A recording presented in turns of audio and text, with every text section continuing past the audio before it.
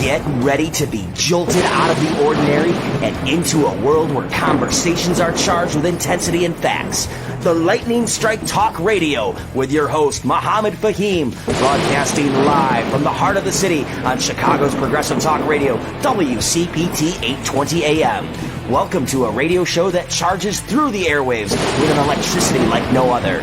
Here's your host, Mohammed Fahim.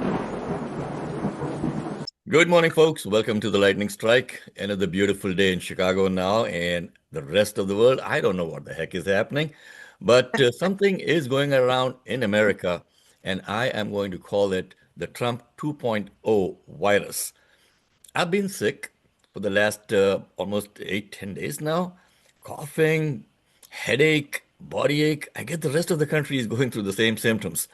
Went to the doctor, no RSV. No COVID, nothing that the doctor can find out about it. He said it's some kind of a virus. Yep. And all it took to knock it out was a good antibiotic. I think in our context, that should be the Congress. A good steroid, that should be the Senate. And also some cough syrup with codeine in it. That could be our forever sleeping, or putting us to sleep Supreme Court. And then a doctor. So maybe Mike Johnson needs to get his act together and activate these elements in our system, in our government to knock out this Trump virus, the 2.0, on its back. So I'm able to speak today. I was not able to speak throughout the week. And but jokes aside, folks, something needs to be done, right? We are in an extraordinary moment now in U.S. politics.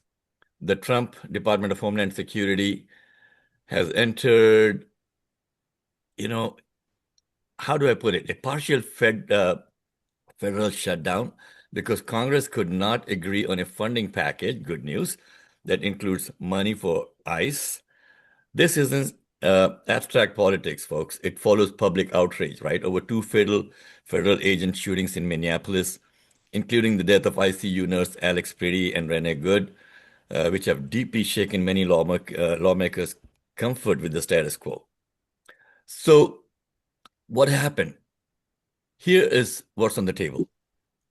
Congress was negotiating appropriations to keep most of the government open, but Democrats refused to provide the votes needed to advance the Homeland Security bill because it included funding for ICE without new guardrails. Their demands included requirements that agents wear identification and body cameras, barring masks during operations, restricting operations near schools and churches, measures that Republicans have resisted. I don't know why. That refusal was consequential.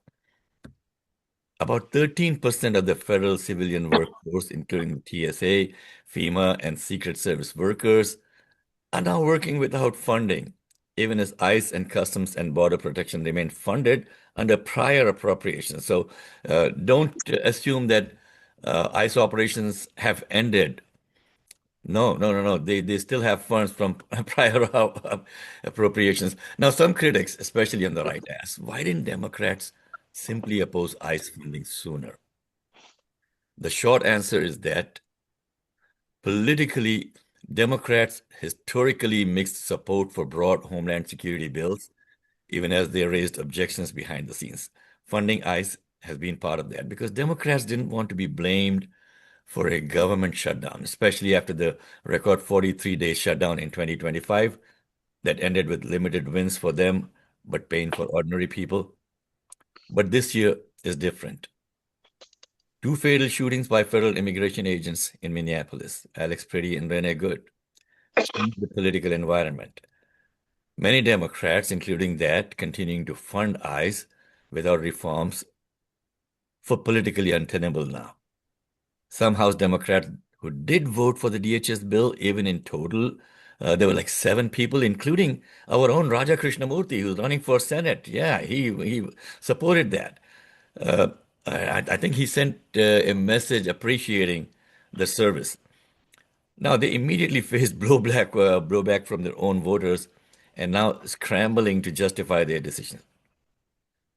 In other words, Democrats didn't abruptly discover opposition to ICE funding.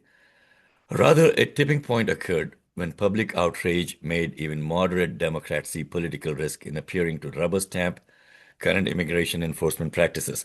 I'm going to go more into depth on this in the second hour, at the top of the hour.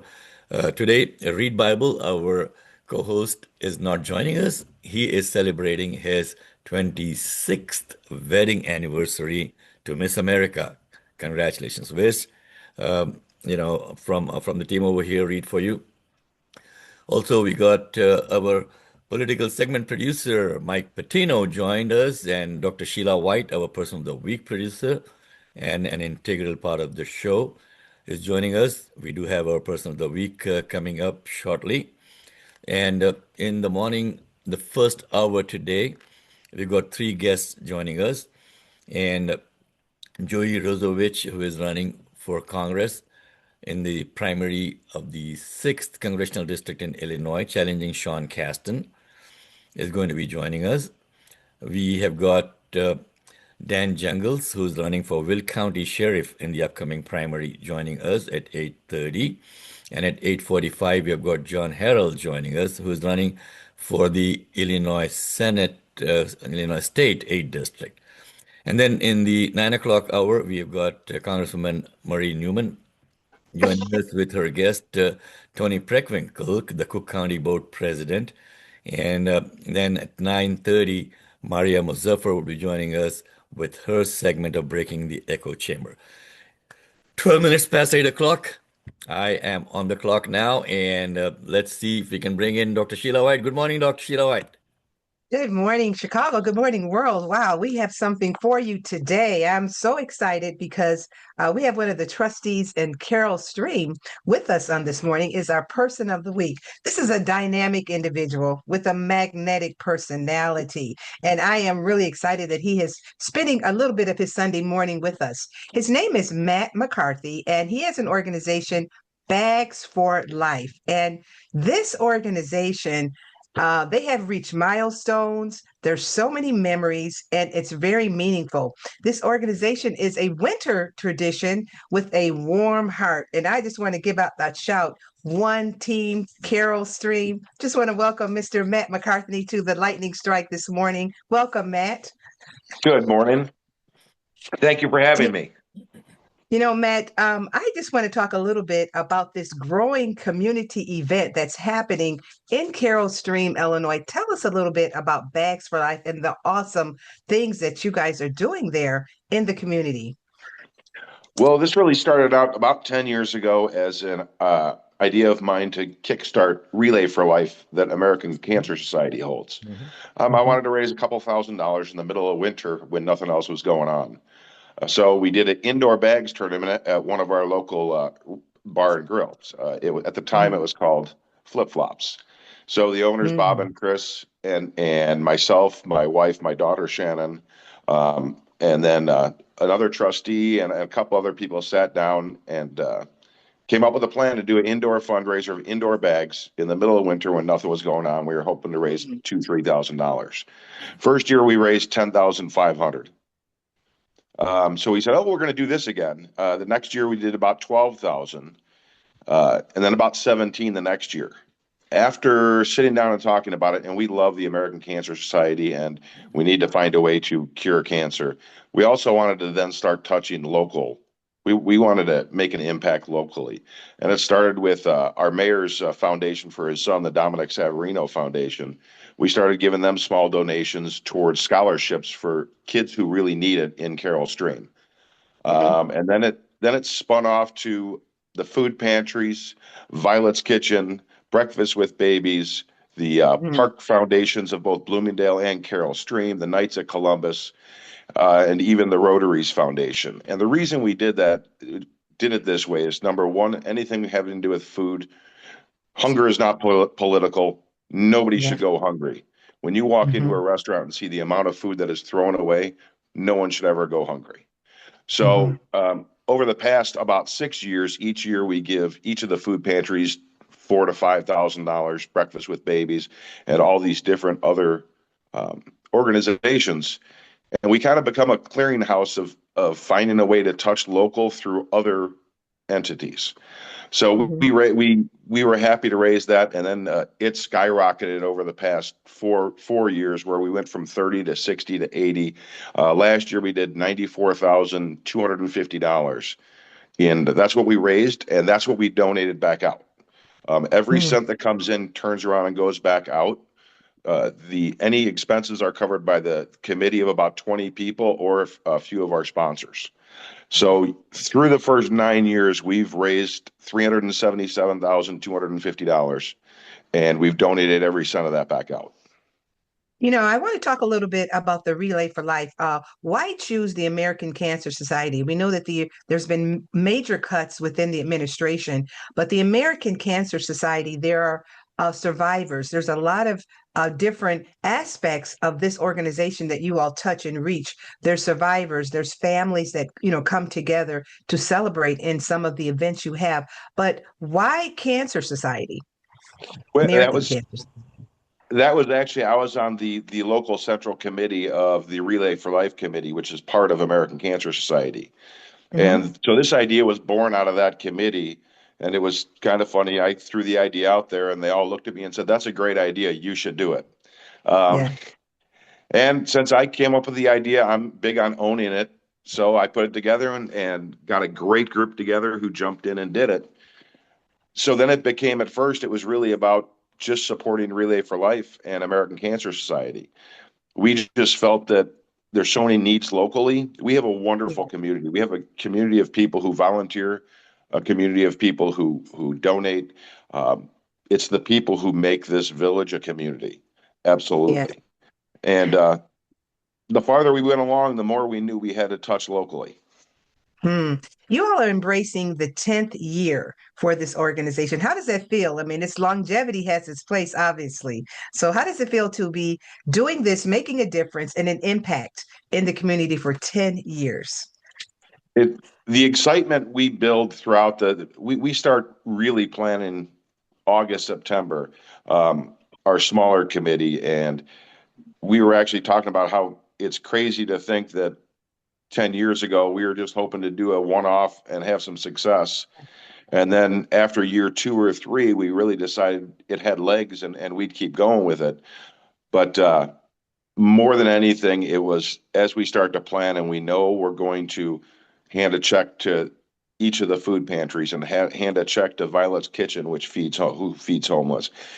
Hmm. It hitting locally is more than anything means the world to all of us. Yes. Again, we love supporting the American Cancer Society, but knowing that a $5,000 check to a food pantry, if they buy food through the Northern Illinois Food Bank, their money is worth 5 to 1, 6 to 1, 7 to 1. So a $5,000 check becomes 25, 30, $35,000 worth of food. Mhm. And to us, we're helping these pantries cover months of food, to Mhm. support so many people that are our neighbors, friends, and that you don't even know about. Mhm. We want to make sure people are taken care of. Hey, Matt, Yeah. that's such a great organization that you got together in Mhm. Plainfield, where I am from. We started the Plainfield Community Alliance a couple of years back, and we are doing our second annual Plainfield Kindness Contest.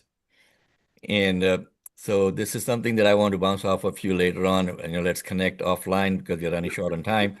But it has to do with kindness in the community. And we also did a food drive earlier this year, uh, bringing the communities together. Folks, Matt McCarthy, and Mhm. Matt, you are in the 6th Congressional District, right? I am. Okay, so we got Joey Ruzevich joining us. He's challenging the corporate Democrat, Sean Casten. Did Sean ever donate any money or any efforts to what you're doing, Matt? He has not. Okay, so that Mhm. answers who is responsible who is responsible for. But politics aside, great. Thank you so much for stepping up. Matt, I keep on saying that it's the government of the people, by the people, for the people, and we are the people. we have to hold our elected representatives accountable for their actions because we elect them to represent us, not their sponsors and their donors and their funders. On that note, we got Joey Ruzevich joining us. We also have Dan Jungles in the waiting room over here. Dan, good morning. You know Dan what? is running for Will County Sheriff.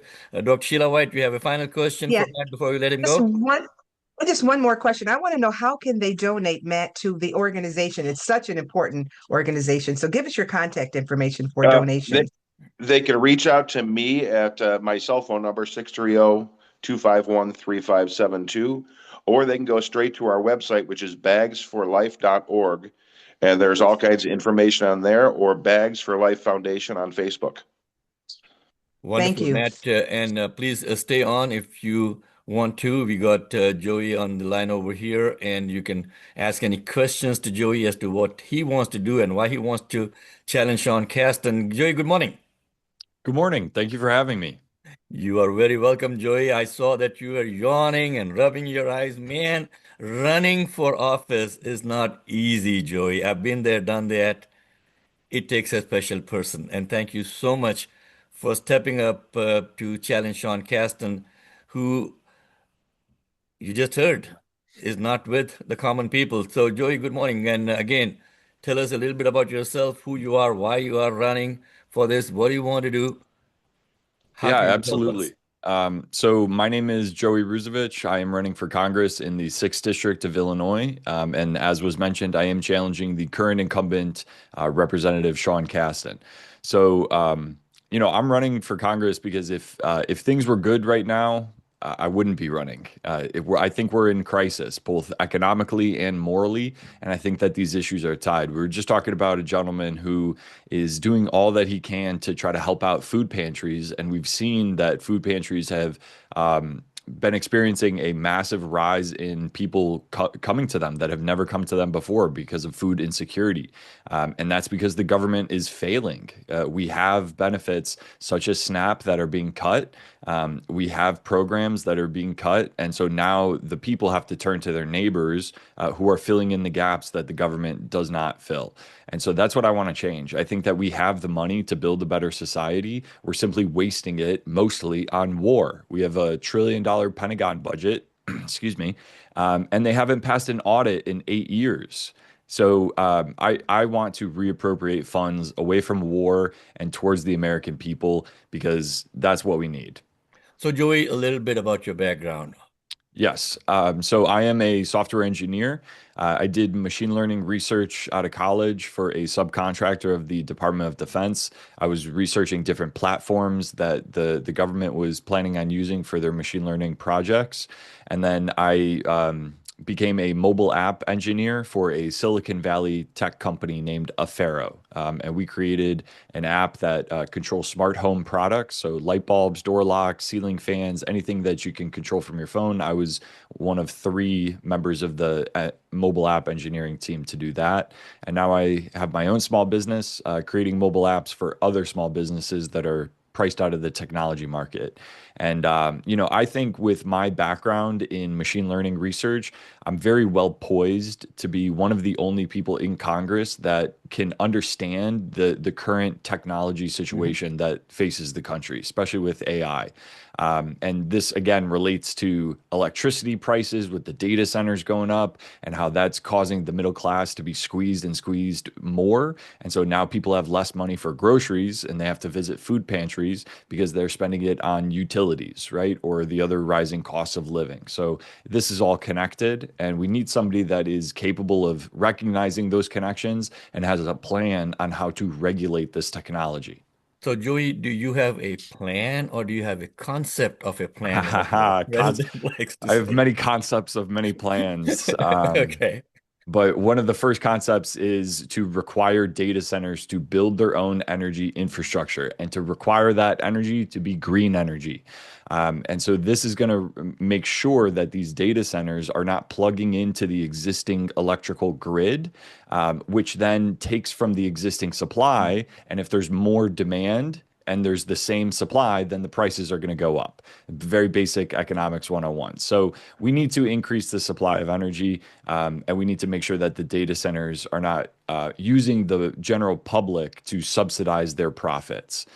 Also, just really quickly on AI, I think that, or I know for a fact that AI is being used not to cure cancer, but to find new ways of, again, squeezing the middle class for every dollar that we have. There's a great organization called More Perfect Union that did a story on a company called Instacart. And for those who know, Instacart allows you to pick out groceries from a store that then they get delivered to your home. More Perfect Union did a test with 40 or 50 different people that were all in the same location and ordered the same food at the exact same time, and they were all paying different prices. This is called algorithmic price fixing, and they use all of the data that they collect on all of the individuals in the United States, and they guess as to how much a person is willing or able to pay for a given product or service. This is a part of the technology that I want to outlaw to make sure that regular Americans are not being financially taken advantage of at every single turn. See, there's so much to learn, folks, and people like Joey are on top of it. By the way, Instacart was started by an Indian guy who got Oh, nice. fired from about I guess 3 or 4 technology jobs. Then he decided to get his own app on, and he failed 20 times before he landed up with the Instacart thing, and see where it's going. So, Joey, again, we got about 3 minutes before we finish off the segment. We got Dan in the waiting room over here. You, any part of your area in the Will County by any chance, Joey? No, unfortunately, none of Will County is in the district. Okay, so you got family, friends living in Will County? Yes, I do. I believe my aunt and uncle live just south of I-80, so that's Will. Okay, so you need to let them know about Dan Jungles, who's running for Will County Sheriff. And Dan, likewise, you need to let people know in the 6th District, family and friends, that Joey is running against Sean Casten, a corporate Absolutely. Democrat, if any that I can think of. And Yeah. so we are making connections over here, Joey. I'm reaching out to everybody in the 6th District to Thank you. help you win. We need fresh blood, folks. Quite simply, I'm not endorsing anybody because that's not what my job is. My job is to be a neutral observer and hold people accountable for their actions, including our elected representatives. We got 2 minutes to finish off, Joey. Any final thoughts, and how can people reach out to you? What are the Yeah. challenges that you're facing? How is funding going on? Anything that you want to say? Yes. So thank you very much for the opportunity to come on. If you would like to reach out to us, you can find us on social media at Joey Ruzevich IL6 on all social media platforms. And then the Facebook page is Joey Ruzevich for Congress IL6. The website is joey4congress.com. We're going to have a new website coming out soon.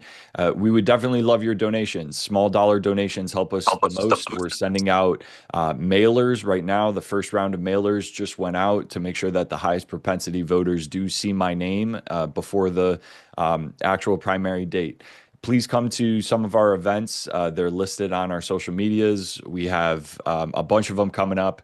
And yeah, last thing I'll leave you with is the fresh blood comment that you made yesterday. I heard so many, or excuse me, this morning, I heard so many times people tell me that yesterday when I was out knocking doors, and it was in the Beverly areas.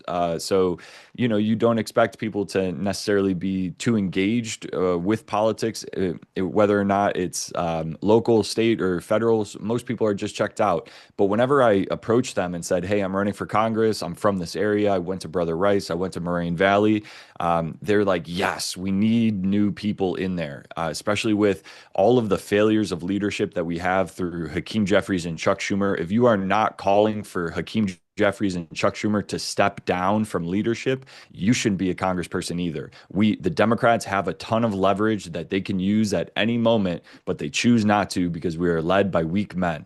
And so we need to get new individuals in there. And I believe that I could be one of those leaders. So once again, my name is Joey Ruzevich. I'm running for Congress in the 6th District of Illinois. And you can check out my stuff at joey4congress.com.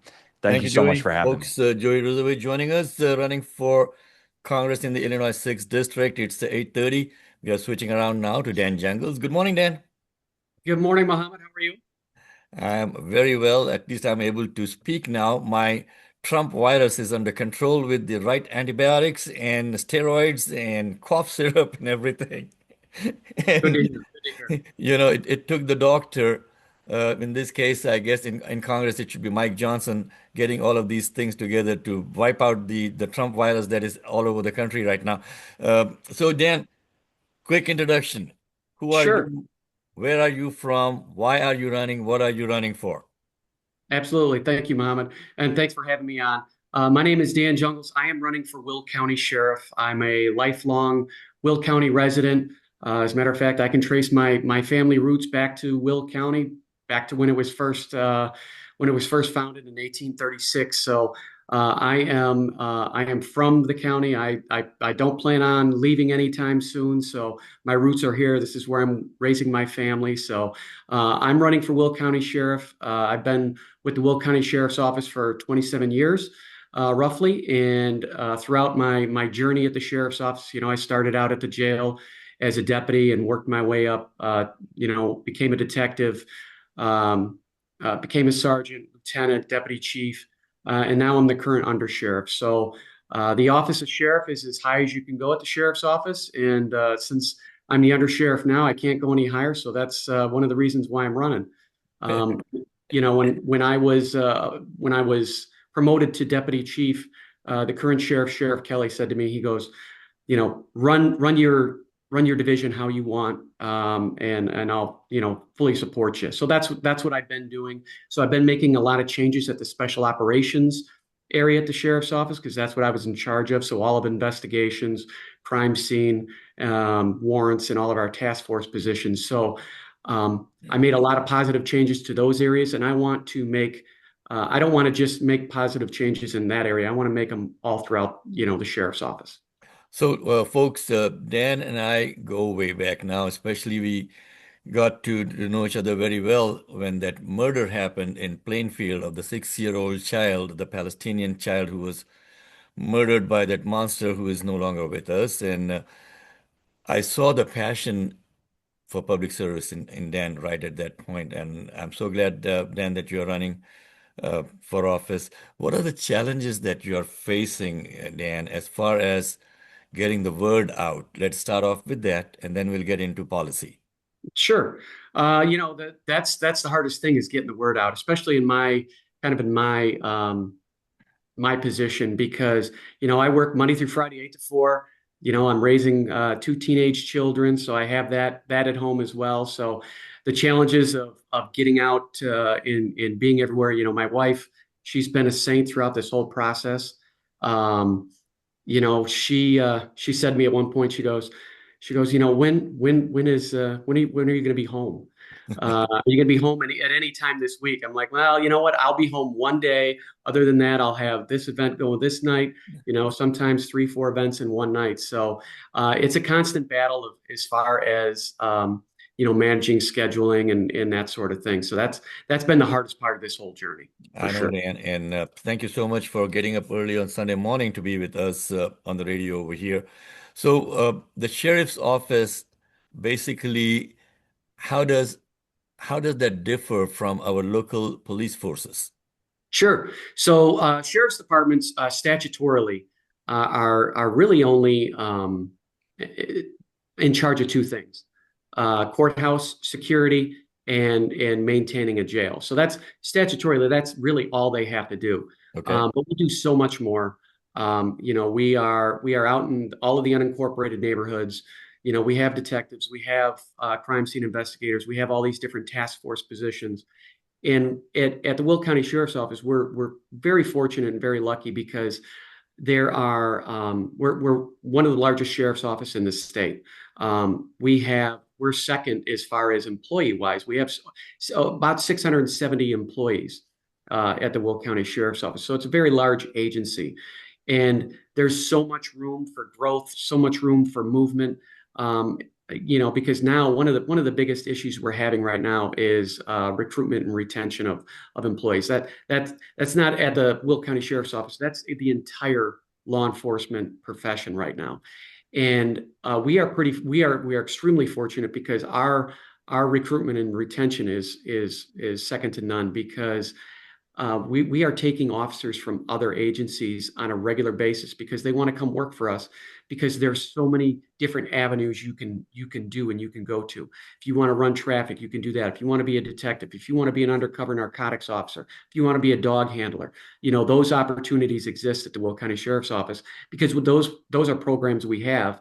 And we have many of those positions, unlike, a smaller agency, which may have one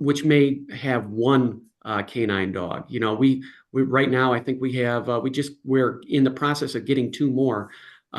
So we're going to have 9 by later this year. So things are looking up at the sheriff's office, the Will County Sheriff. And I saw recently that my good friend Elizabeth Matthews has joined the sheriff's office as the public information officer. And welcome to Elizabeth. She has been very good when she was working with Fox News as the weekend anchor. And so welcome, please convey our welcome to her. Absolutely. Dan, how do people find out about these opportunities at the sheriff's office? Well, it used to be at the Will County Sheriff's Office, we would hire, we'd hire like one time a year, and that list would be good for several years, right? So there was a lot of testing all at once and then waiting for a long time. Where now, because of how things have evolved in law enforcement as far as testing, we are taking applications on a regular basis. They're available all the time now. There is not a set list that is set for 2 to 3 years. It's a continual list. So we are hiring all the time for both corrections deputies, for police deputies, for civilian positions. So you just go to our website, which is willcosheriff.org, all one word, WILLCO, and then SHERIFF.org. And there's an employment opportunity tab there, and you can fill out that and get the ball rolling there. So I've got Dr. White, our co-host, on the line over here, and Mike Patino has also joined our team as our, politics editor. And let's see if they have any questions. But Sheila does live in Will County. She lives in Joliet. I know that. And Sheila, if you can unmute yourself, if you have any questions for Mike, for Dan. Yes, I do. And welcome, Dan. I'm so excited that you are representing our area. And I would like to know what Will County ordinance are you currently most proud of? Because there's so many great things that you are doing. We visited your location a little while ago, and there's a lot of great things happening in Will County. There's a lot of problems in Will County. But what ordinances specifically are you currently most proud of in Will County? Well, you said it right there. Our facility, it's fairly new. It's about 8 years. We went from a double wide trailer to the beautiful facility we have. And, that facility was brought to bring us all together, and to house all of our evidence. And one of the things I'm most proud of at the sheriff's office is that building and the work that does happen there, because, all the deputies, it's second to none. As far as the work that they do, the work that they put in, myself, I've made a lot of changes within my division, and some of the things that I've done, early on, one of the first things I did is I had our deputies become members of the U.S. Marshals Task Force to go after the worst of the worst criminals. That has been extremely helpful in getting some of these cases solved really quickly and getting these violent offenders into custody relatively quickly. We started a cold case unit. It was just recently in the news not too long ago, as far as one of the arrests that we made on a 37-year-old homicide investigation.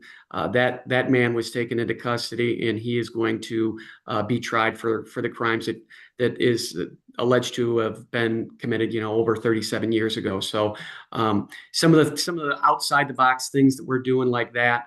As long as, we also got flock cameras in unincorporated Will County, which has helped solve dozens, if not hundreds, of crimes throughout the county.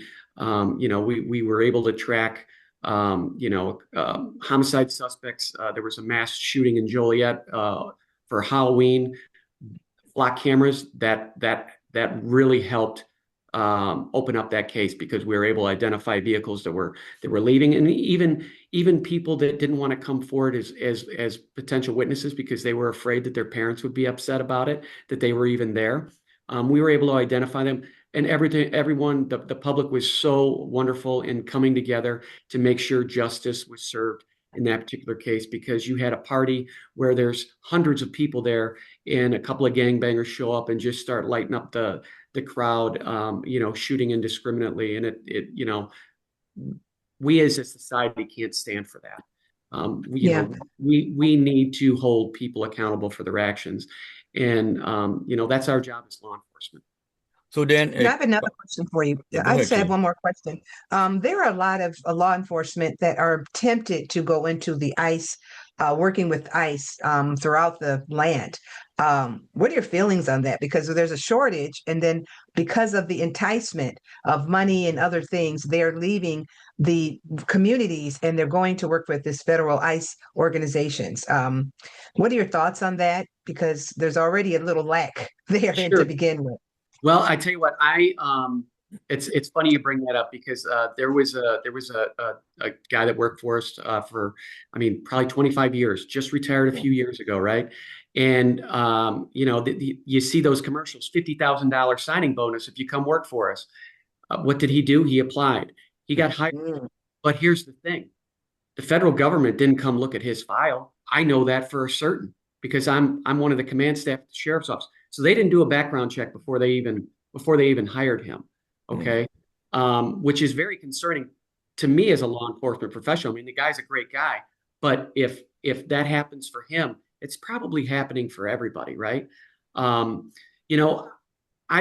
haven't seen I don't know of anyone that is current law enforcement that is going to ICE.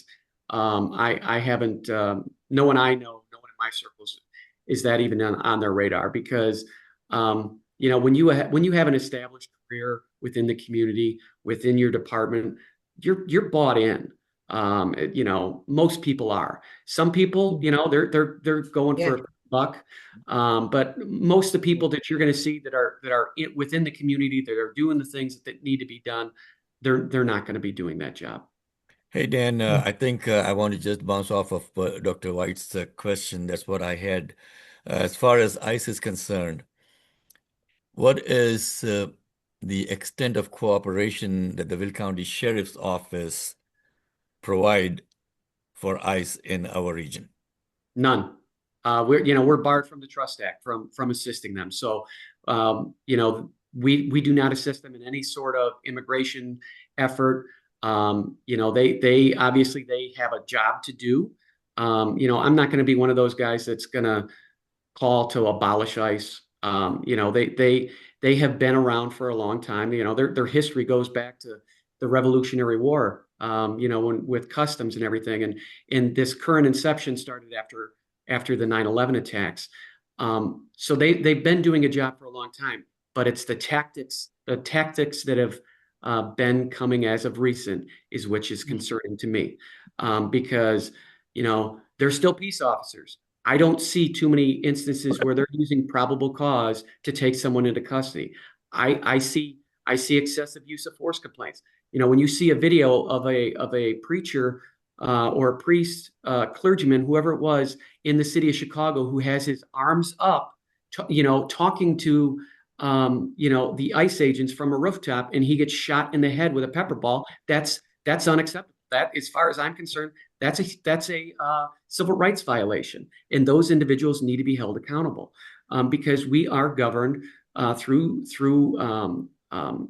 policy, through law, on how we can engage with people, and that goes above that, and that's not something that I would ever stand for as sheriff or as an elected official or as a police officer in general. Well, thank you so much for saying that, Dan. Read Bible, our co-host here, who's celebrating his wedding anniversary today to Miss America. That's literally his wife's name. He is a former Will County board member and also a special supervisory agent for ICE before he retired.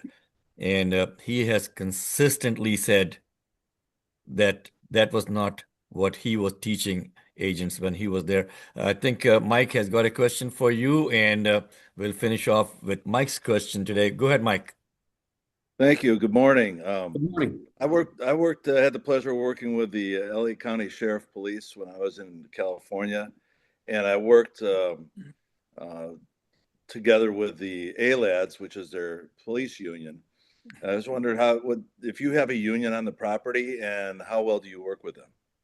Yeah, every one of our we have our deputies union, we have our supervisors union, we have our civilians union, we have our court security officers union, we have other Wow. supervisors union within the jail. So we are a union shop. So I fully support the unions in their getting a proper contract and getting the money that they deserve, the benefits that they deserve. It's the unfortunate thing is that usually it's a long process to get those contracts settled because there are so many, and that's something that we're in the process of doing right now, is settling all these contracts now. So hopefully those will be shored up here within this year, and we can move forward. But even our deputies union, they have union jobs that they work and do kind of contract security for, that sort of thing. So there's a lot of different moving parts as far as it comes to the unions and everything that goes on at the sheriff's office. Awesome. Okay, Dan, thank appreciate you that. so much for joining us this morning. Where can people find out more information about you, sir? I am on social media. I'm on Facebook at Dan Jungles for Sheriff. You can find me on my website, which is junglesforsheriff.com. All one word, and it's the word 4, not the number 4. Instagram, it's the number 4 because the word 4 was too big to put on there. But so you can find me just about everywhere. Wonderful. Thank you so much, folks. Dan Jungles, running for Will County Sheriff. And now we are joined by John Harrell. And if you could please introduce yourself, John. Good morning. Good morning. How you doing today? I'm doing very well, John. Thank you so much for joining us. And thank you to Ray Hanania for making the connection for you to come on the show with us. Folks, you are tuned in to The Lightning Strike. I'm your host, Muhammad Fahim. Joining me today in the morning, Dr. Sheila White, Michael Patino, and now we have our guest, John Harrell. And John is running for the Illinois House District 8, John? Yes, sir. That's it. The 8th Okay. district. And I was looking at your background. Awesome background in public service so far as a pastor. And John, what brings you to the political pit? Put it mildly. Well, as a pastor, I pastor 2 wonderful congregations, one in Maywood, Illinois, and the other one on the west side of Chicago. And I started in a national organization called Black Men United. And the past 6 years, we've been going around just trying to be a blessing to families all across the country. And to date, in 6 years, we've touched 14.8 million people, not on purpose, just by serving. And everywhere I went, people have asked me, they said, Pastor, you should run for office. Pastor, you should run for office. Pastor, we need somebody like you in office. And so, in careful prayer and much consideration, and many of dialogue, discussions, and debates, I decided that I was going to run for office, not as a politician, but simply as a public servant. You know, John, that is something that people have to understand, that when they say that politics is the last resort of the scoundrel, that's what a British politician had said at one time. It's not all about yourself, it's about serving the people. So it's not so much politics, it is what we are being called upon to do to serve our fellow humans as their representatives. And I'm so glad that people have been asking you to run for office. My question to you again is, with no background in serving in that capacity, how do you plan to learn how to do that? How do you plan to work through some of the challenges that you will be facing from a lot of the representatives that are out there? They've been bought and paid for by lobbyist groups. How do you plan to fight against those kind of challenges? Well, I think I have a lot of political experience because every time a politician is looking to run for office, I'm one of the first guys they come and grab. They grab me for political advice. They grab me to help get the word out. And so in my service in National Baptist Convention USA, we're the largest, oldest religious group in the country, 21,000 churches, 7 million members. As the chairman of that organization, I believe it had given me good training ground because I have to deal with 21,000 African American Baptist pastors negotiating, bargaining, being able to speak truth to power, not afraid to have the tough conversations, not afraid to say no, and not afraid to say yes, and simply not afraid to stick to the values that made me who I am, and that simply is the people. The people made me necessary, and without the people, I'm not necessary. And so I just believe with my life experiences, National Guard, military, has given me the platform, given me the voice and the power to be able to go in there and say, hey, not to shake anything up, but to say, hey, this is what my constituents are saying. It's not my policy, it's simply the people's policy. And I think if I stick to those principles, I believe in my life that I can continue to navigate tough terrain in which I have been doing all my life. So I'm going to have Dr. Sheila White take over for a few seconds over here while I clear my throat of this Trump virus that I'm fighting, John. Yes. Thank you for being here, Pastor John. I have a question. You mentioned the Black Men United working with pastors, the 21,000 African American Baptist pastors, which is a large organization.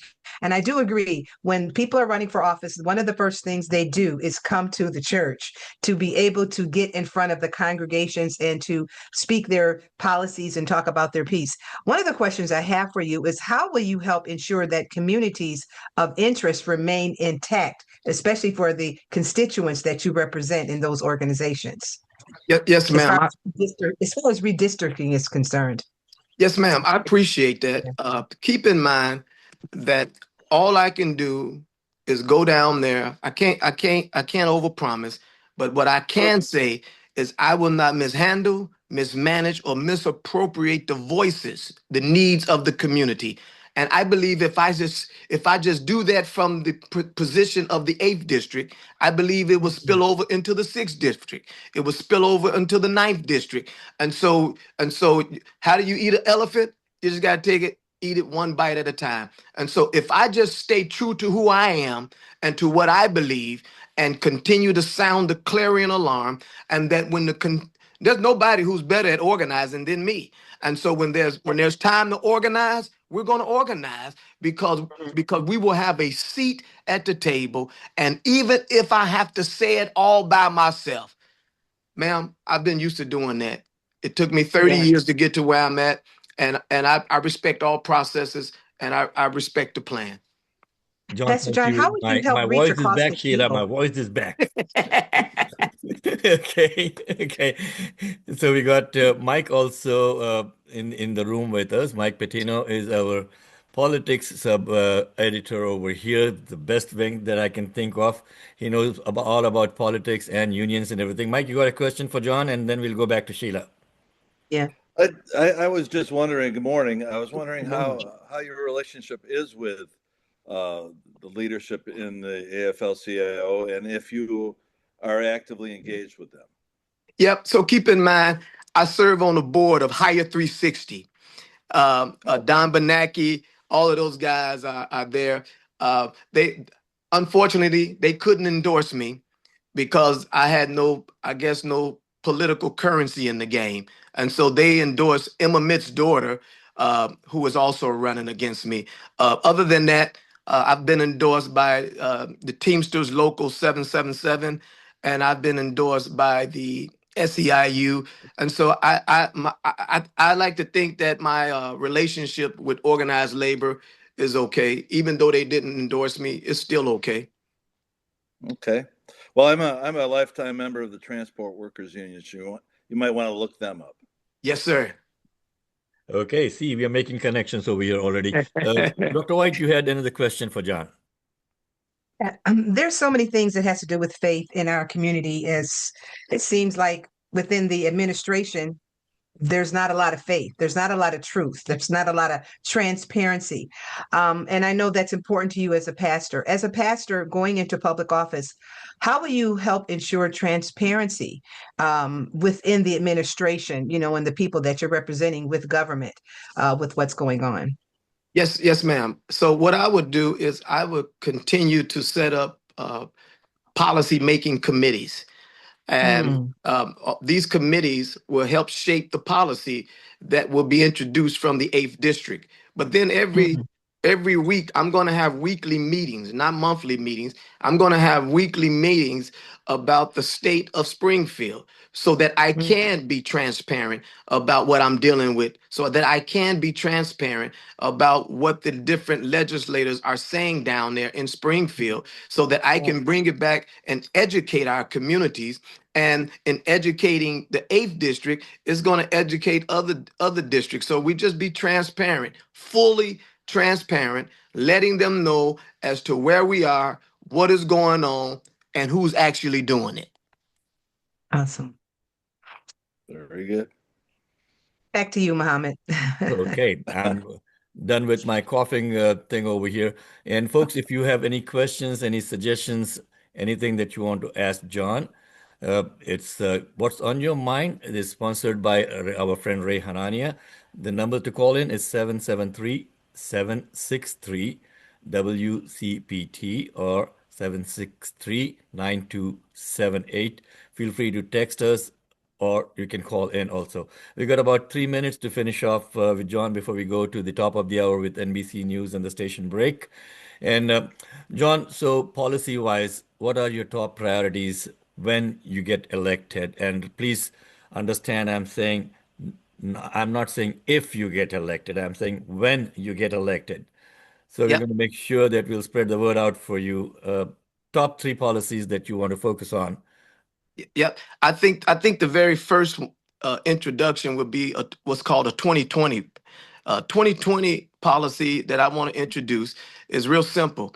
I believe that if our elders have been living in their homes for 20 years, minimum 20 years, and that they are at least 75 years old, then I'm going to ask that we do a property tax freeze on them. I'm going to introduce that. And then also the other one, as it relates to ex-offenders, I'm going to introduce a policy that simply says, if you have been home after doing your time for 20 years, then, and you have been a productive citizen for 20 years, then I just believe that your record should automatically be pardoned.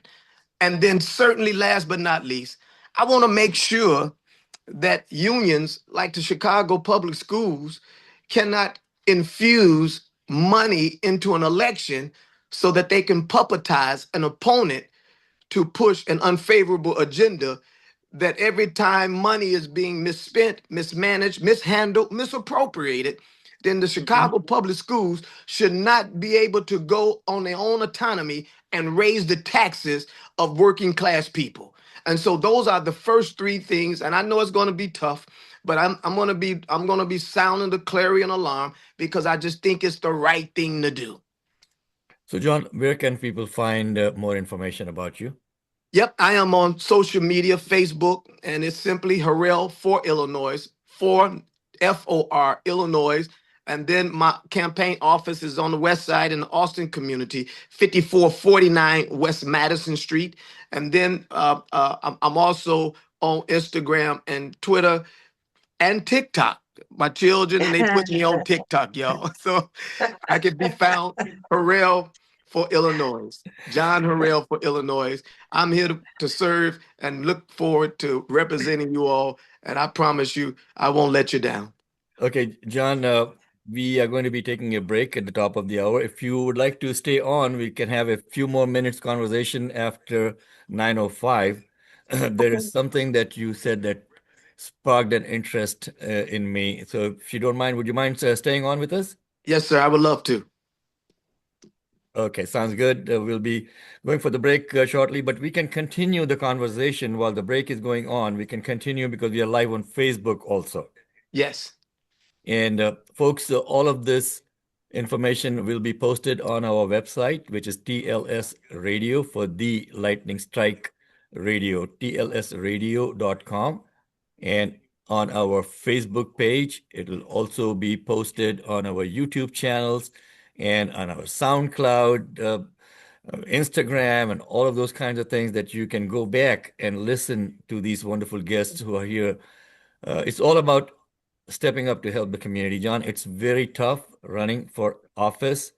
Most people don't understand that you really have to come out of your skin to do this job. Mm. And there are a lot of detractors out there, and we need to get more people to come out to vote. So, what is your program to get people to come out to vote? Well, it's real simple. We're staying in the vein in which we have reached 14 million people, and that is just to continue to serve them. I just simply believe that even if I lose, I still win. And so I don't want to win at any cost. All I want is what God wants me to have. All I want is what the people decide to do. And the people, if they decide to vote for me, I love them. If they don't vote for me, I'm still going to love them.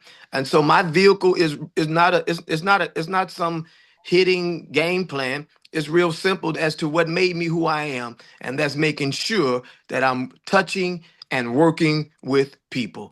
We're somewhere 4 times a week in the community for the past 6 years, touching and serving people.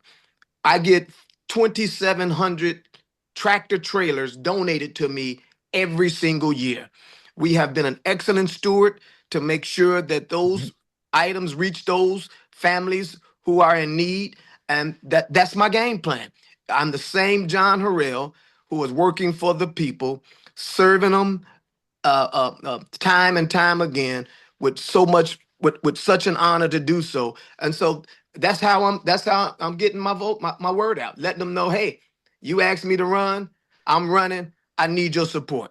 So, It's real John, simple. with the new technologies that we have, how can we clone you for the other districts? Yeah, man. It's really hard. My great aunt was Nancy B. Jefferson. And she was the trailblazer on the west side of Chicago. Streets and post office parks and schools are named after her. And activism has just have to be who you are. You just have to care about people, and it's a selfless job. My burdens are everybody else's blessings, and I'm so grateful that God chose me out of all of His choosing. Absolutely, John. Thank you so much for stepping up. I know it takes a lot. I know it takes a lot. Folks, John Harrell running for Illinois Senate or the state. State is Illinois State District, seat that is formerly held by LaShawn Ford. And LaShawn is running for the Illinois 7th Congressional District. He's been on the air with us in the past. Again, great background. He's done a good job so far in the state for us. So, John, how do people find out more information about you? Yep. If you be so kind, just to go to my Facebook page. It is Harrell for Illinois. My last name Harrell for FOR Illinois, and Instagram, Twitter, and TikTok. And then again, our campaign office is on the west side of Chicago, 5449 on Madison Street in Chicago, Illinois. March 17th, we're voting.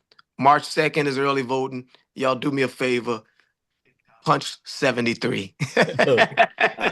and punch some of the other people out there who are elected but refuse to represent the people that elected them. We are back on the air with WCPT, John. So I was very intrigued, especially with your reference to ex-offenders. Yes. So when we say someone is an ex-offender, he's no longer an offender. When we have a person with 34 felonies running our country as the president of the country, We need to bring these folks. Some of them may have had done some bad things, but they paid the debt to society, right? Yes. We need to bring them back into productive public service and productive earnings. And I know that there's an organization called Safer Foundation, Yes. and I have worked with them in the past when I was working with the Department of Employment Security, Illinois WorkNet, as one of the directors in the Arlington Heights office. And I have seen firsthand the impact that Safer Foundation has had. Yes. So, a shout out to Safer Foundation. Folks, most people don't realize, but if you go into a typical Safer Foundation appreciation lunch that they hold every year, most of the people there are people like you and I. Okay. Yes. And I remember one comment that was made that 70% of the people sitting in that room did something wrong, but they were never caught doing it. That's right. Mm. Okay. So, yeah, we have all done things, but we were not caught, right? Yep.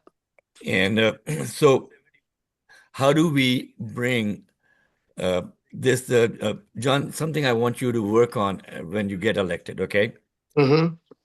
The average spend that we have to keep a person in prison in the IDOT system is over $50,000.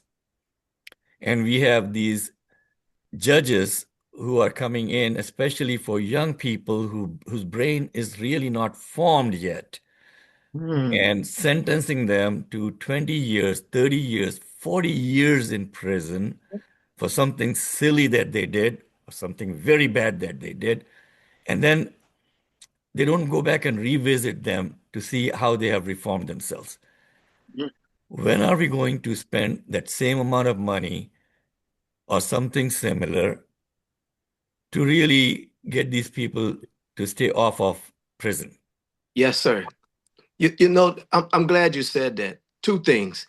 My father retired from the Department of Employment Security Huh. 30 years ago. His name is Joey Harrell. His office was right there on Western over there. Okay. And then second of all, 30 years ago, I did penitentiary time.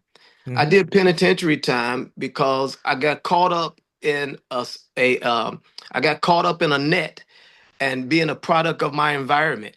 But the Mm. unfortunate thing about it is I couldn't afford the bond money, and I could not even afford a lawyer to fight for me.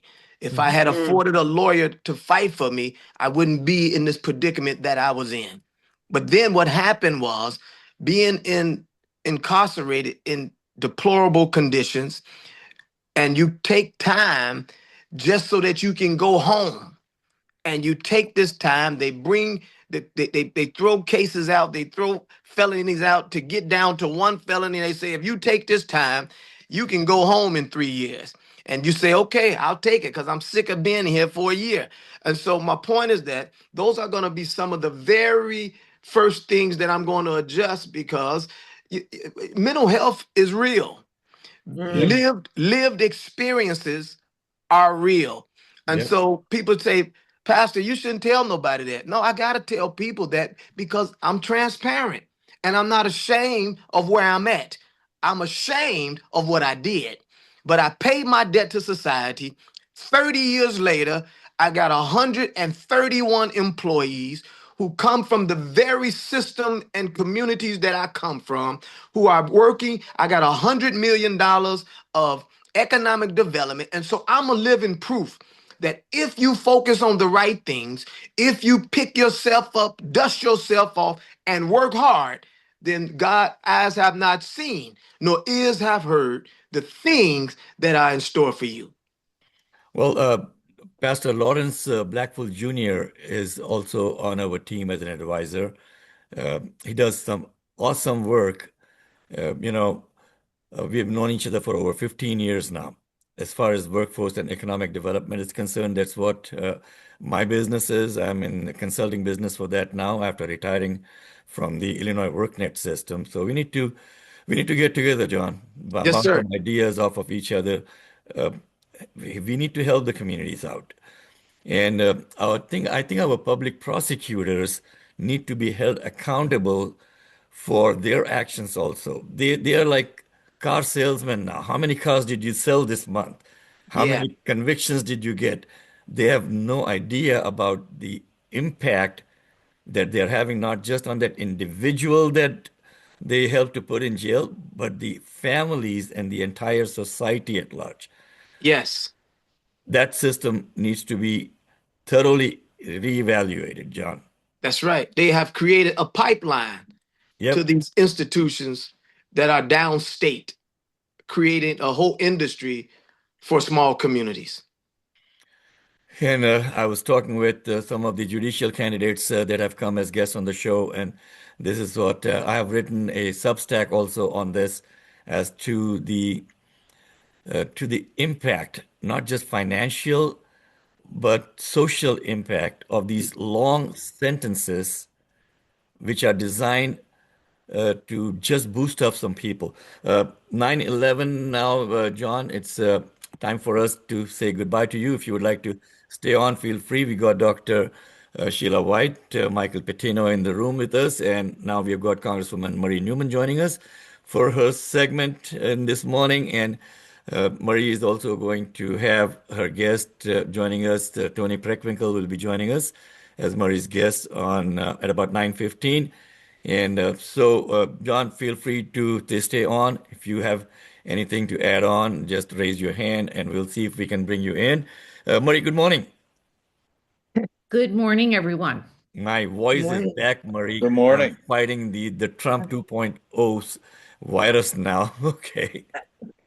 Oh my gosh, I didn't know you lost your voice, so I'm glad it's back. It's good to hear you. Yes, Okay. yes, Yeah, yes, yes. it took, like I said, some strong antibiotics, which and steroids and a cough syrup with codeine in it to bring me back up. And I really, really, really, really want our Congress to be the strong antibiotic and Right, the Senate to be the strong, steroid, and right. maybe The chaser. our Senate leaders and Mike Johnson and others to please step up and being the doctors for America that is sorely needed now.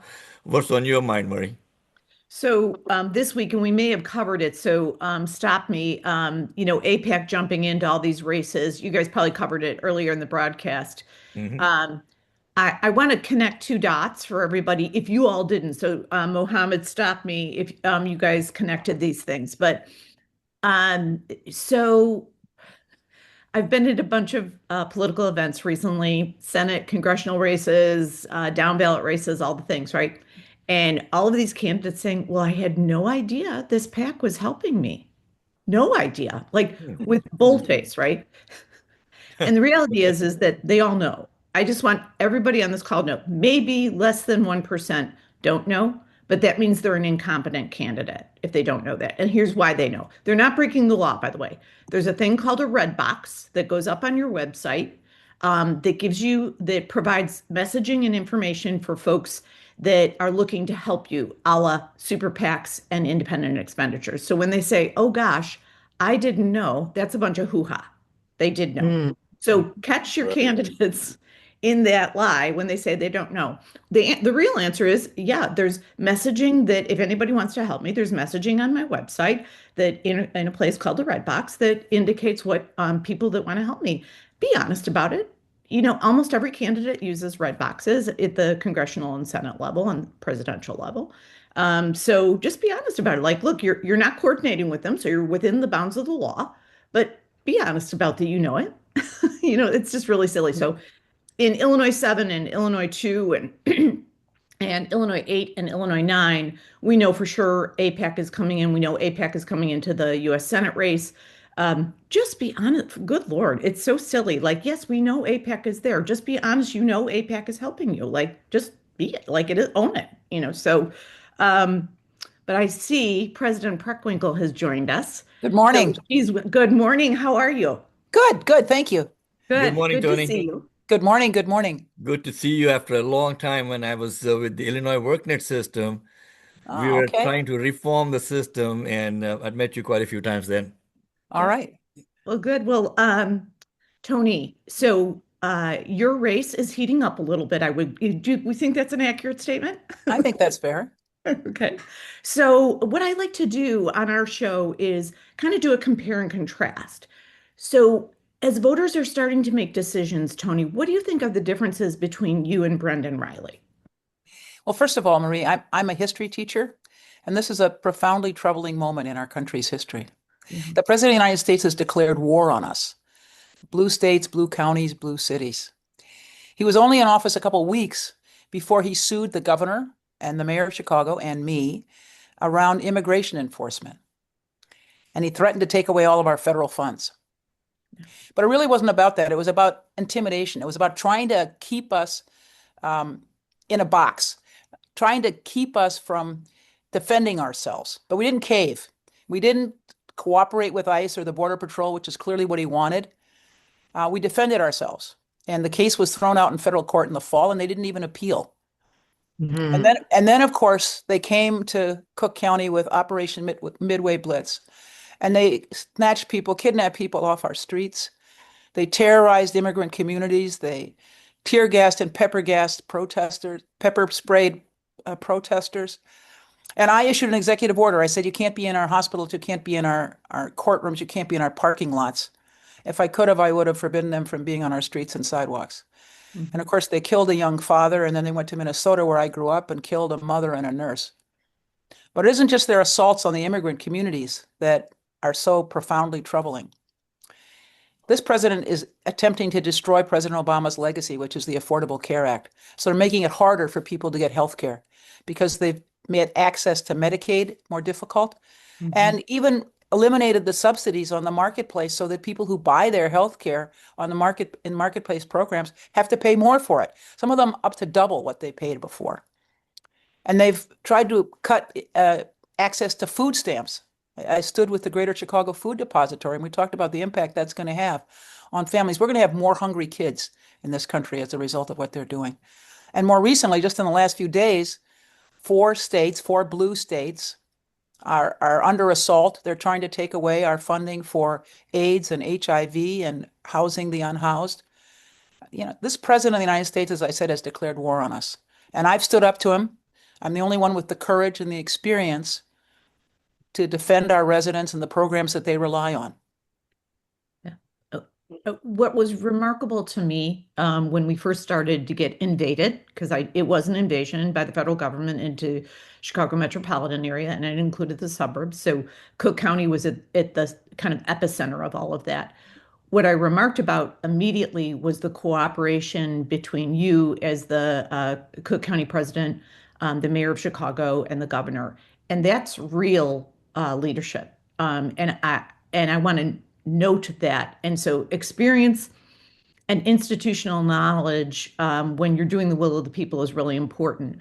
And given that, I'm going to go back and you answered some of my question in the outset, but really, as voters ask us every day, Toni, like, okay, I don't know how to make this decision. So help us understand what would be different in your next administration than a Brendan Riley's next administration. Well, first of all, let's talk about Brendan Riley. He has longstanding ties to Donald Trump. President Trump came into office talking about mass deportations. And the week before he was to be inaugurated, Brendan Riley voted to weaken the city's sanctuary ordinance. And all last year, the Midway Blitz assaults on our communities, he had nothing to say, not a peep. Yeah. Not a peep. And he has no plan to fight Trump. He hasn't talked about taking on the president, as I have. No plan to fight Trump now or in the future. We have to have somebody in this job that has the courage to stand up to Donald Trump. And he hasn't been willing to call the president out on the atrocious, cruel things that he's doing. Yeah. And, there's such a thing as fighting the immediate fire, directly and making sure you're taking care of the other fire long term. To that end, one of the questions we get, and 17 of our viewers and callers and listeners said, please ask Toni about taxes. One of the claims that your opponent is making is that taxes continue to go up and blah, blah, blah. There's some reasons for that. So let's have, a plain conversation about that. If you want to share a little bit about your case. Sure. When I came off into office, things were a mess. There was no budget. There was no plan for a budget. Our pensions were on the brink. Yeah. We've had 15 years of balanced budgets and 15 years of no increase in the property tax. I'm going to say that again. 15 years, we haven't increased the property tax. Our pensions are now better funded than the city or the state, and we've gotten 4 credit upgrades in each of the last 4 years. So every year we've gotten a credit upgrade. That's kind of the good by the bond rating agencies. That's kind of a good housekeeping seal of approval. So we've done our work in Cook County without raising property taxes, And we've strengthened our healthcare system. I put a lot of energy into increasing the quality of care that we deliver and the efficiency with which we do it. We've added behavioral health services to the menu of services that we provide our patient, and beefed up behavioral health, especially in light of the mental health challenges of the pandemic. We've worked on medical debt. It's not just providing health care, but also understanding that health care is an important part of people's well-being. And if you don't have health care, and many people are now choosing to forego it as a result of the changes that the federal government is making in access to healthcare on the marketplace, or if you have medical debt, you sometimes don't seek care because you're afraid of accumulating more debt. So we worked with a not-for-profit organization to eliminate medical debt for 600,000 people in Cook County. 600,000 people, that's more than 10% of the population. We've wiped out $800 million in debt with less than $7 million. And we've done that by buying debt from health and hospital systems, from physicians groups for pennies on the dollar, because that's what they'd sell it to collection agencies for. So we buy it instead. We work with undue medical debt that's not for profit, and they eliminate it. So we send people a letter saying your medical debt has been eliminated. 600,000 people. So we provide care. We also insure people through Cook County Health, county care. And we've worked on eliminating medical debt for people so more people feel comfortable getting care. And I'm proud of all of those accomplishments. Well, good. And thank you. And that helped a great deal. So I'm going to go back at taxes because everybody's bugging me. And I'm getting 17 texts right now about taxes. Sure. Okay. So first of all, let me just say, I think that it's worth digging a little deeper. Sure. So let me talk about. A few within the city limits of Chicago would say, my taxes have stayed the same. Many say they continue to go up. So when you say property taxes have not gone up, can you share a little bit about like the meat under that, what that really means? Sure. Property taxes haven't gone up. We haven't in Cook County government hasn't raised property taxes in 15 years. So your portion of that aggregate number has That's right. Hasn't been raised in 15 years. And we haven't raised any taxes in 9 years. Any taxes at all in 9 years, almost a decade. Okay. And, my opponent in this race just voted for a city budget that raised taxes more than $500 million, more than $500 million, including raising property taxes. Now, he can defend that in any way he wants, but he's criticizing me for raising taxes. We haven't done it. We haven't raised property taxes. We haven't raised any taxes in a decade. And he just voted for a budget that raised taxes $500 million for city residents. So and I just want to remind all of our listeners and viewers that just so you know, your property taxes are made up of all government taxes. So Cook County is one section that is part of that number. What President Preckwinkle is saying is that Cook County's portion of that aggregate tax number has not gone up. So I just want to clarify that for everybody. And let me talk about property taxes a little more deeply. Good. We're one of the states in the country that is most reliant on property taxes. So that's a challenge. We're most reliant on property taxes rather than other sources of revenue. And we also have more governing bodies than any other state in the union. Library boards, park district boards, water districts, lighting districts, more taxing districts than any other state in the country. And that means that any property tax holder in Cook County may pay property taxes to 6 to 10 separate governing bodies. One of the things we did in the last veto session was go to Springfield and raise the limit for the senior freeze so that more seniors would be eligible to have their property taxes frozen, because the senior freeze level ceiling hadn't been raised for quite some time. And because of inflation, fewer seniors were eligible. And we also extended the date when the property taxes would be due in 2026 from March 1st to April 1st so that people have a little more time to pay their taxes. But in the long run, what we're going to have to do is build our economy. It's only economic development that's going to get us out of this. And we've strongly supported housing for seniors, housing for working families. We've worked with organizations that support the unhoused, provide them with buildings so that they can do transitional housing. And we've made some big bets. We've invested in our freight rail infrastructure along with the federal government and the state and the railroads themselves. We supported with over $100 million a bridge that separated east-west and north-south traffic in Cook County. We're the rail hub of the nation. 5 of the 6 biggest railroads in the country come through Cook County. And we supported decongestion of the rail network so that there is a bridge, they call it a flyover, it's a 3-mile long bridge, separating east-west and north-south traffic. And we've invested with the state and the city in the quantum computing campus on the southeast side of Chicago, the Illinois Quantum Microelectronics Park. So we've made some big bets in rail infrastructure, which is critical to our economy, and quantum computing, which we think will be a driver of our economy in the future. But we've got to focus on economic development if we really want to address our property tax challenges. Good. And I think Mohammed has a specific question for you. So Mohammed, I think you're on mute. Yep, I wanted to unmute myself because I'm going through the Trump 2.0 virus, Toni. Body ache, headache, coughing, unknown virus, the doctor said, but taking antibiotics and stuff for them to clear it up. But I really wanted to focus on the economic development that you have been talking about, Toni. Having worked with Illinois WorkNet for 10 years and then started my own consulting, workforce development is going to be extremely important for us. And I know that the Illinois WorkNet system is there. There is a disconnect between that system and the IDES systems. Their computers still don't work together. How can we bring more accountability to the workforce system in Illinois in general and Cook County in particular? Well, first of all, let me just say I'm really worried about funding for job training. Yes. It's unclear how much money we'll have from the Department of Labor. I think April and May we'll know. And it's unclear whether or not the federal government will change the rules and give all the money to states for workforce training rather than providing resources to Cook County or municipalities across the state. So I guess my principal concern is what the funding levels are going to be, whether the federal government is going to continue its support for workforce training and workforce development. I know that we've got some challenges. Frankly, I'm not an expert on the workforce ecosystem, but I know we've got some challenges in terms of the connectedness, the coherence of our system.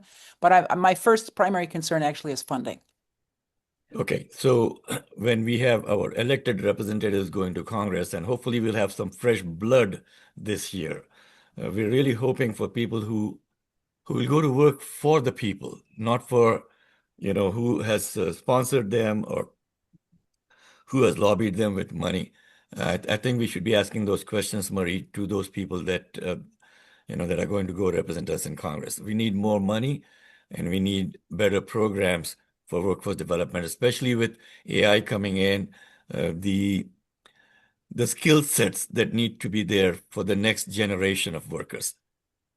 Yeah, it's critical. And I will say that I can't tell you how important it is when you're a member of Congress to hear from your partners in your state. So folks like Cook County President, DuPage County Chair, all of the people that make up your footprint, working in conjunction, so you make sure that money gets out to them. And the dispersal system at the federal government level is a cuckoo for Cocoa Puffs, because instead of sending it directly to the counties or the municipalities, frequently comes through the state, then the counties, then it's such a convoluted, silly system. It comes through from the Department of Commerce and Economic Opportunity, then it gets floated down to the WorkNet crazy. partners. And by the way, through that system, if we would take it directly to the counties, to be clear, it would cut off probably 3 to 7 months per dispersal. And so it was a huge bone I had to pick with all of my colleagues when I was in Congress. Okay. But it looks like we're coming up on the end of our time with President Preckwinkle. I just have one final question. Sure. So we're in the heat of it right now. And what do you think is the number one thing that folks need to know about your vision for your next term, should you get reelected? Well, first of all, I'm willing to fight Donald Trump. And as I said, I'm the only candidate in this race that has the courage and the experience to do that. We run a healthcare system that I'm very, very proud of. We provide care directly, and we insure people with county care. We focused on healthcare to the extent that we've also tried to help people with their medical debt. And I'm very proud of our program. Again, 600,000 people in Cook County had their medical debt eliminated, $800 million total. I've invested in public safety.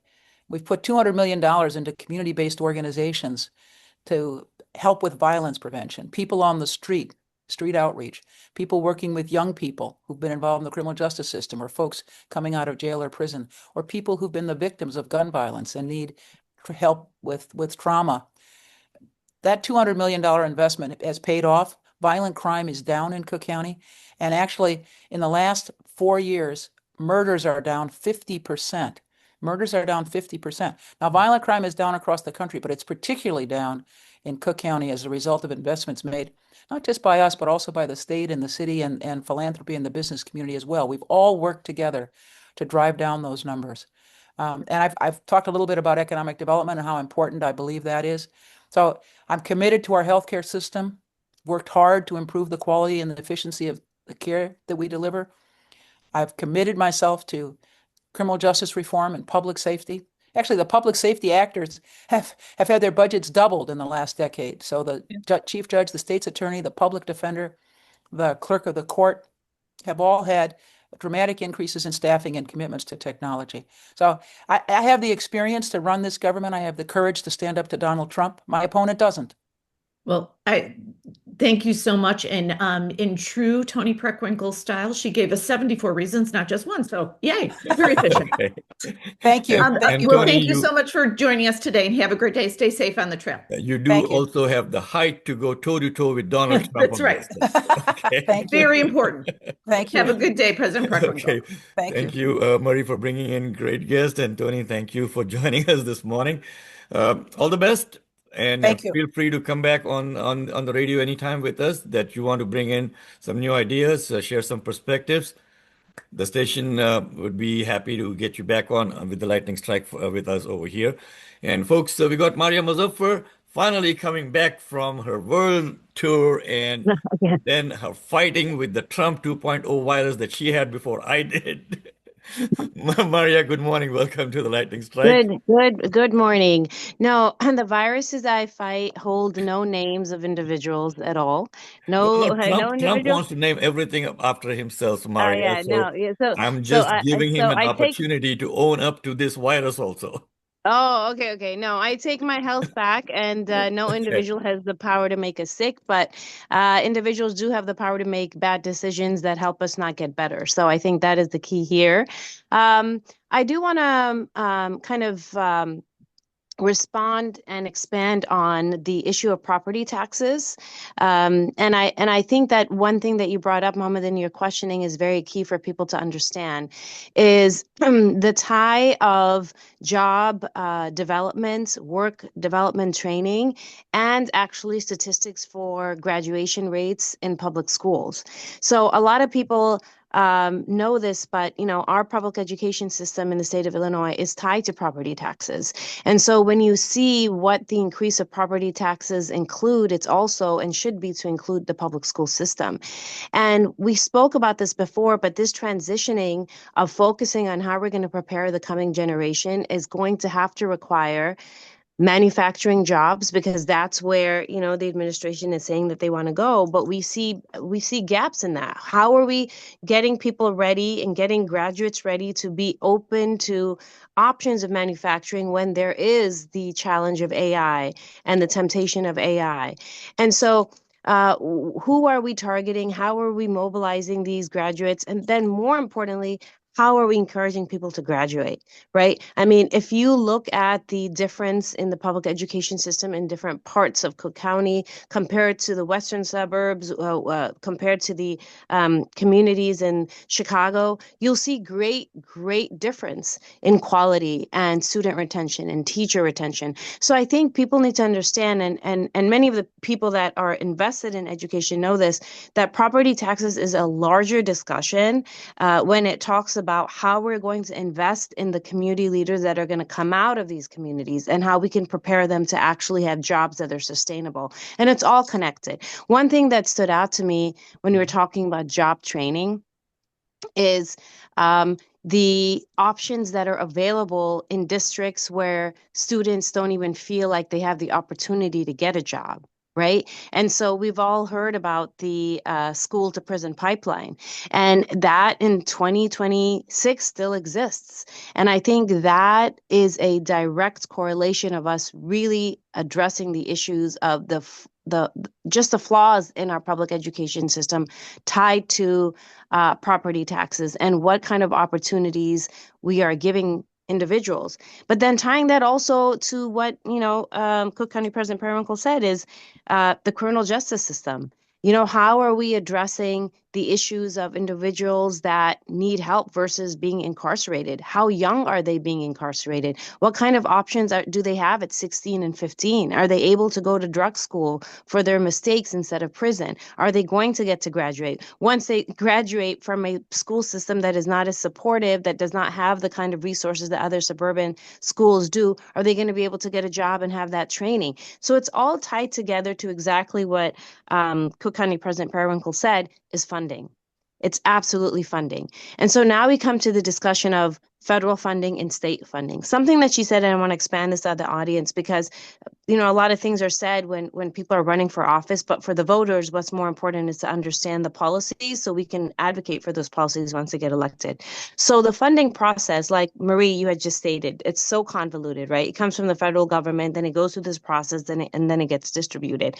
But then the other move that the administration wants to make is to give it to the states. So, for example, to give the autonomy to the states, which means how is the federal government going to help critical things about work development? If work development is going to be completely controlled by the states in a system where the property taxes and the process of funding and accessibility to funding is already so difficult with all of these boards that we have that are governing, why is the federal government going to absolve itself from providing direct funding for job and work development? Specifically because the administration has stated that the number one priority is jobs, jobs, jobs. And my feeling is that the reason why they want to take this route and give autonomy to the states is to be able to blame the states when there's no jobs, right? When there's not enough investment. So we just need to keep our eye on that. And it's not a matter of who's to blame, but it's a matter of who we can advocate for. We pay state taxes, we pay federal taxes. And we should have the ability to address the issues of public education and work development when it comes to federal taxes. Okay, that's my statement on taxes. Okay. I cannot have this morning discussion with all of you without my reflection on the hearing that I saw with the DOJ and Pam Bondi. And I think there's probably, there must have been reflections on it earlier this morning, and there have been around the week. There's memes on social media. I think what struck me the most about Pam Bondi's response and the way she handled the hearing is something that I had shared earlier in her last hearing, is that this was an opportunity for people who do support her office, who do support her methods, who do support her mission, to show the rest of the country why she has supporters. And that was not done.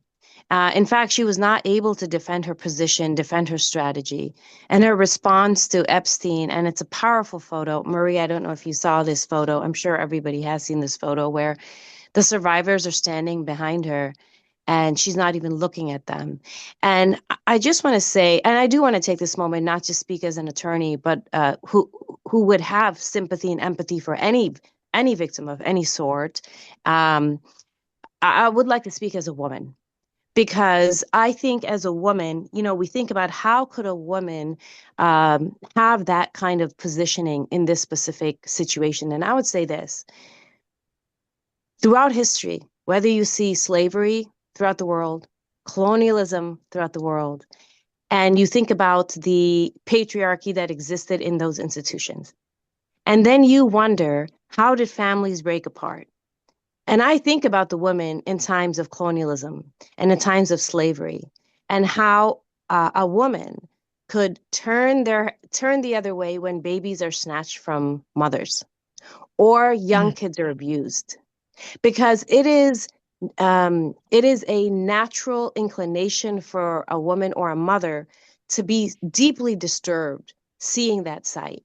And so I feel like throughout history, there have been women who have turned the other way. And I think that's why that picture is so powerful, because this cannot exist without willing participants to create a hierarchy of what is an assault on humanity. And the fact that you could turn away from an assault on children, I think every woman and mother should take note, Republican or Democrat, and think about how we have turned off that trigger where we can actually turn a blind eye, and why we do it.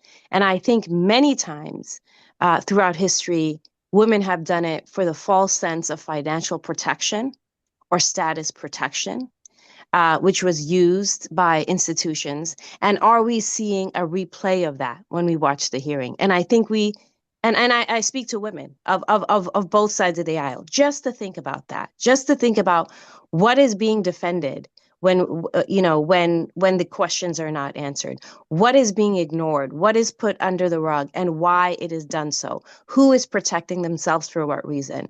And I think any empowered woman should be able to look at that and say, we want answers. We want you to stand on your testimony. We want us to show your expertise. We don't want you to protect an institution that you feel you need to be protected by. So I think that's very, very important. The other thing I was looking at is the hearing. I don't know if all of you saw Keith Ellison's hearing, and that was the hearing on the Minnesota frauds. And there was a really powerful exchange by Senator Hawley and Attorney General Keith Ellison. And it was interesting because Senator Hawley picked a few statements from a conversation that Attorney General Keith Ellison had, which he was stating was implicating him for being easy and taking paybacks for letting the fraud schemes in Minnesota to thrive. And Attorney General Keith Ellison responded in that hearing and said, you're cherry picking these facts, you're cherry picking these statements, you're not speaking in facts, and you're not telling the truth, and you're misrepresenting. Now, I think what's very, very powerful is at that time, Senator Hawley responds and says, you're in my court right now, so you have to answer my questions. I just want to remind everybody when they're watching any of these congressional hearings, this is not a courtroom. These witnesses are not to be found guilty or not guilty. They're fact-finding hearings for the country to learn from and for the elected officials to learn from. So when we're watching those congressional hearings, I should be able to say to my senator, I saw that you're here at this hearing. You asked this question. This question was answered in this way. I have an issue with this. Next time when she testifies, can you please ask her to ask this question? Or can you challenge this response, right? And I think that is our relationship that we have to have with these hearings. We have to understand what the motivation are of these witnesses, and we have to understand the motivation of these legislators that are asking these questions.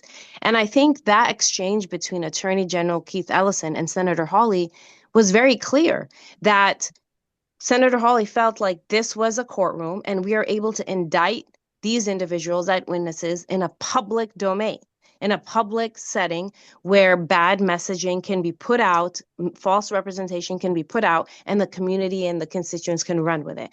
And that's when it becomes theatrics. That's when these congressional hearings become nothing more than theatrics and political partisan debates, and they're not fact-finding. And I think that's what we're seeing again and again with the Epstein files when it comes to these congressional hearings, that they're not becoming fact findings. And I will say that I also watched specifically on the hearing, I watched a podcast in which Bassem Youssef was on. A lot of people have different opinions of Bassem Youssef. I think he's one of those comedians that uses comedy to share his political opinions and really hits triggers and hits some factual notes. But one thing that he specifically said, again, going to the federal government and the taxes we pay, he said, you have a whole department, you have a Department of Justice, you have Homeland Security, and then you release these Epstein files with millions of documents, and you say, let the fact finders and the internet sleuths go ahead and find out who's guilty and who's not. And he said, why isn't the DOJ doing this job? What are we paying taxes for? And what are your qualifications if you're giving it all to us? And then you come back to the congressional hearing where Pam Bondi is questioned and she has no answers, because the question is, what are your qualifications? What have you done? And I think that that's very powerful for us to think about, bringing it back to how are we holding the people that use our federal taxes accountable? How are they using their federal taxes? Are they doing work development? Are they talking about public education? Are they leaving it to the state so they don't have to worry about it at the federal level? And are they using it for criminal investigation properly? What are they using it for?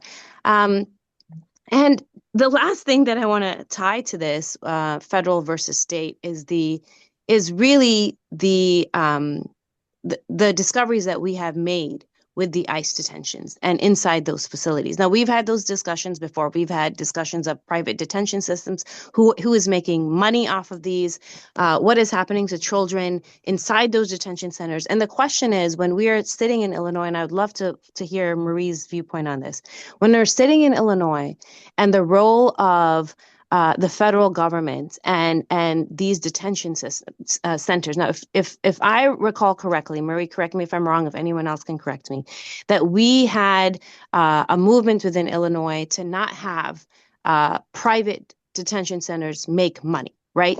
And so if that is the case state by state, why is the federal government not willing to take that route? And the reason I say that is because when you are specifically talking about ICE and DOJ, and they have $850 billion to put cameras on and to get these people ready to be trained as ICE agents. Why isn't the condition of the detention centers and everything that's run in those detention centers and how people are treated, why is that not in the budget from the federal government? And if it is, and they've had so much money, why are the conditions so poor? Why is there no health care? Why is there no wheelchair? Why are there no translation services? Why is there not a possibility for a pregnant woman to get health care immediately? So, I think that it comes down to, okay, we pay federal taxes, and then you got money out of the budget to make the border safe and to train ICE. Then why are the conditions so poor in everything that's related to ICE, including training, including cameras, and including now the detention centers? Yeah, and you're so right, Maria, is that the problem is the baseline law. So the way we appropriate and allocate in this nation from the federal budget, our taxes, meaning, is that there is a budget for private prisons, there is a budget for public prisons, there is a budget for DHS, right?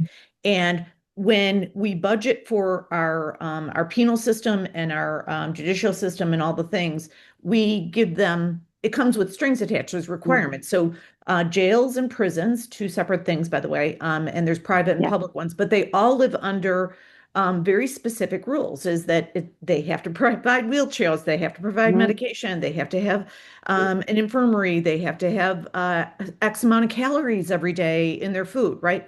So unfortunately, there's no governing set of rules over DHS and their prisons, right? So they're detaining these people and it's why we, for many, many years, we only really had Broadview as a real detention center, because we didn't, as Illinoisans, we didn't want to get in that business, rightfully so, right?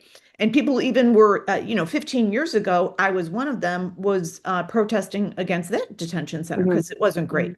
But that one's, sadly, as disgusting as it is there, is about 50% better than most all of the others in the nation. So it is a matter of, we didn't plan for this when we did our budgetary rules, right? And it is a matter that not enough people are standing up. So it's back to your ethos, which is everybody's got to stand up to this and say, look, this is our money and you're spending it to hurt people and we're not having it.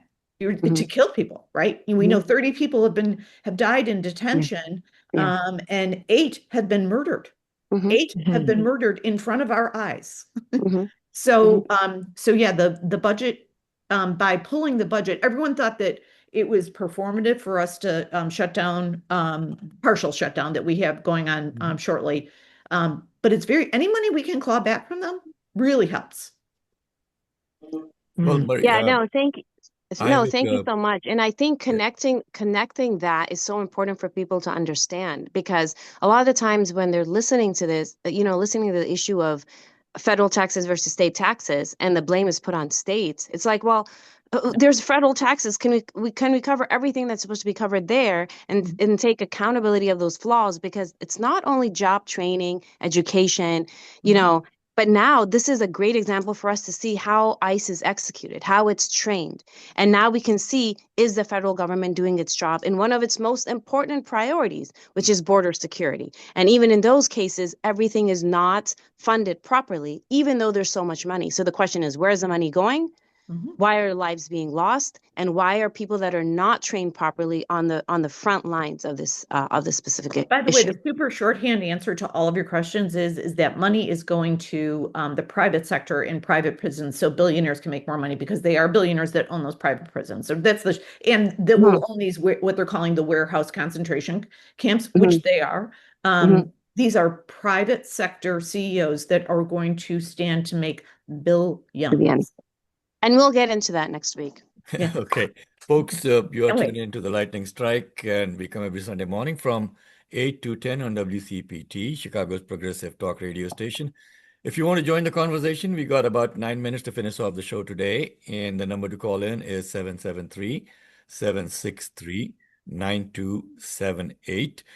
Maria, I wanted to go back to the Epstein files to round off the show today. Okay. Members of Congress, Ro Khanna and the others, who are trying to go in and take a look at the unredacted files. You know how many computers they have for the members of Congress to look at these files in there? Yeah, it's just a handful. It's 4 computers. Yeah, it's just, I guess there's a 5th one that is not working properly.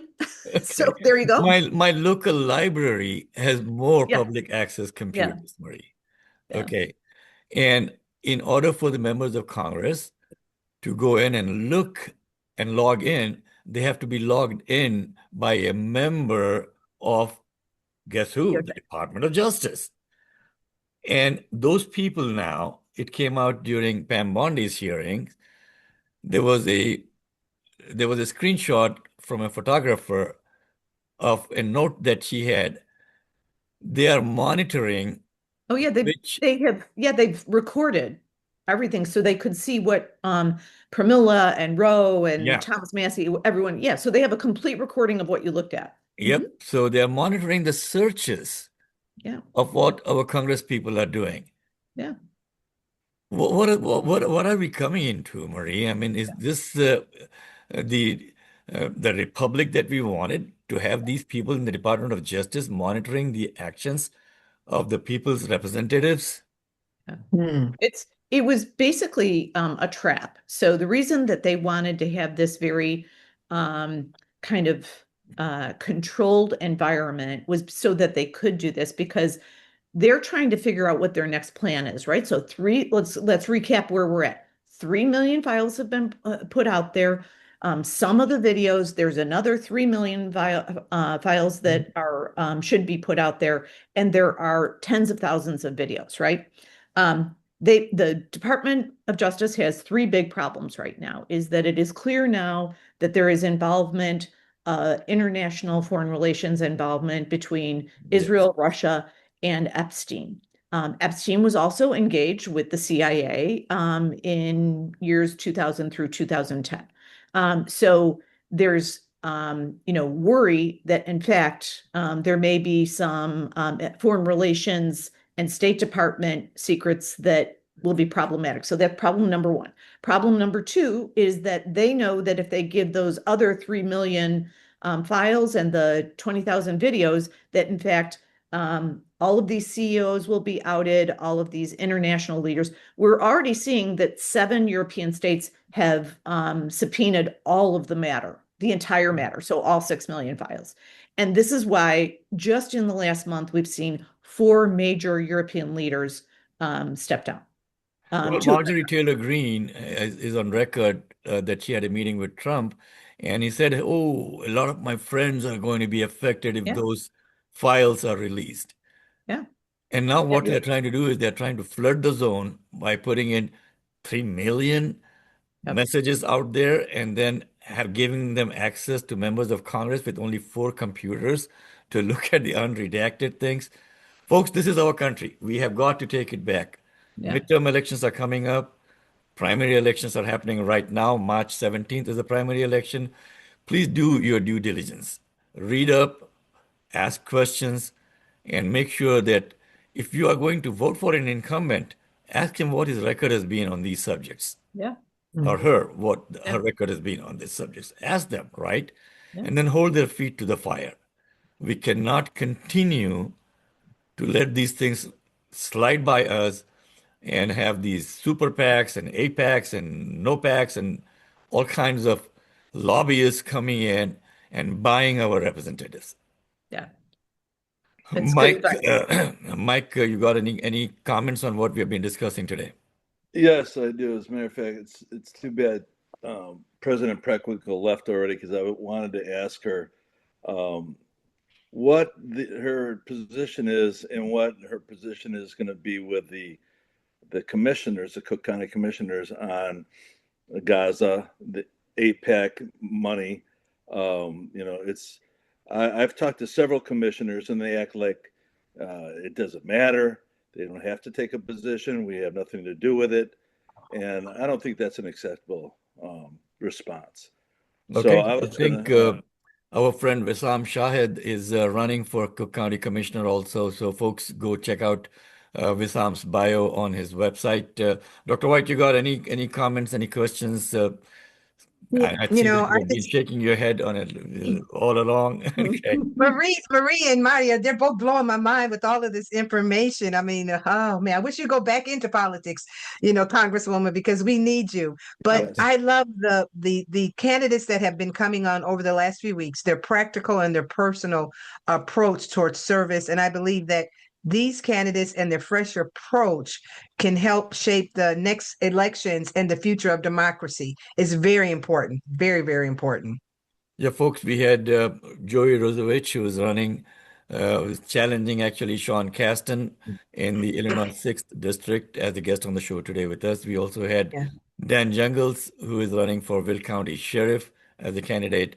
And we had John Harrell. John Harrell was a real surprise for me, Dr. White. He's running for the Illinois State 8th District, a pastor with a great background in community service. And John has got some excellent ideas to bring to the state senate. So, yeah, we do have a lot of good candidates. In the 9th district, Bushra Amiwala is running in the primary, facing huge headwinds. APAC is pumping in money. In the 8th district, APAC is pumping in money. Exactly. Yep. And then we have this legacy medias like the Chicago Tribune and this, that, and they are coming in with their endorsements. Who the heck is reading these legacy newspapers now, Marie? Is anybody reading those newspapers? Well, I have to tell you, just because I've been on the ground in all these congressional districts, is that really, and this is not meant to be ageist anyway, the only people that really pay attention to endorsements from major media, regardless of who it is, are folks that are 62 plus. So like it's limited scope. They're kind of dinosaur in every way, but particularly the Tribune, like, that it's a very right-leaning editorial board. Let's all just be honest about what it is, right? So, as many have said, is that sometimes that endorsement can be a real hit against you if you get it. Well, I hope that happens. It's 9:59, folks. We'll be winding off in about 60 seconds on our show for today. Feel free to go to our website, tlsradio.com. We will be posting the complete show over there in about a couple of days. Also, our Facebook page is at TLS Radio for Facebook, and YouTube at TLS Radio. You can find us all over the socials also. And if you want to be a part of the show, feel free to contact us through Dr. Sheila White. Mike has joined the team as our political segment producer. My voice is about to go, as you can hear. I'm really struggling. Rested just long enough today, Mohammed. Okay. Just made it. Thank you again, folks, for listening in. It's 10 o'clock. We'll be signing off for the day today on WCPT 820 AM. But feel free to, again, join us next week, same place, same time. Have a wonderful day. It's a beautiful day outside. Go out and hit some doors and knock on doors and get your friends and family to come out and vote. Yes, thank you.